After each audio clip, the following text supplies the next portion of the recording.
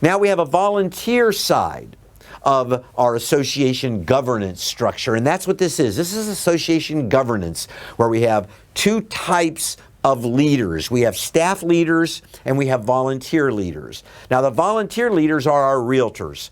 We have a president, the highest level, and then a president-elect. Now the way that it works is you're not just elected to be the president of an association of realtors. You have to learn. You have to be an apprentice for a year. And so the elected position is president-elect. And once elected president-elect, unless something goes haywire, you automatically are moved up to president the following year. So your year to learn as a volunteer and how to handle the office of president is in your president-elect year. So each association has a president-elect, typically a vice president or two, a treasurer, and then a board of directors.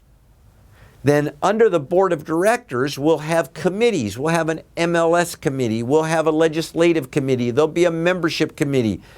Many different committees to accomplish many different services that the association wants to offer to its members. So you have the committees and the committee members, and then the members of the association. So let me just kind of go through this again. The volunteer side is president and president-elect, vice president, treasurer, a board of directors, committee chairs, and then committee members. These are volunteer positions, and positions that I highly recommend that you take advantage of the great opportunities to lead at your local association. It's experience that you won't get hardly anywhere else, and it will help you tremendously in your career as a real estate professional.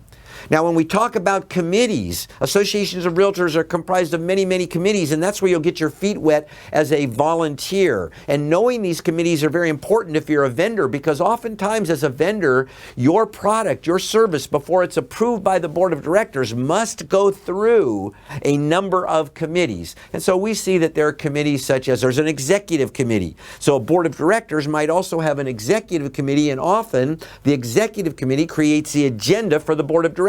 So if you want to get your product, your service, your idea onto the board of directors agenda, you might have to take it through the executive committee. Now, to get to the executive committee, you might have to go through one of the other committees, through professional standards. If you're selling technology or thinking about integrating technology into the real estate space, and you're going to use as a distribution channel associations of realtors and multiple listing services, then it's very important to know these committees, the process, how the approvals are advanced, and the fact that it might take you 6 months to a year. You might have your product, you take it to the technology committee, it's approved, it gets moved to the executive committee, it's approved, but now it's December, the board of directors is not meeting until January. You're going to get a new president. The new president comes in the next year, and they might take your concept and send it back to committee, in which case your sales process starts all over again.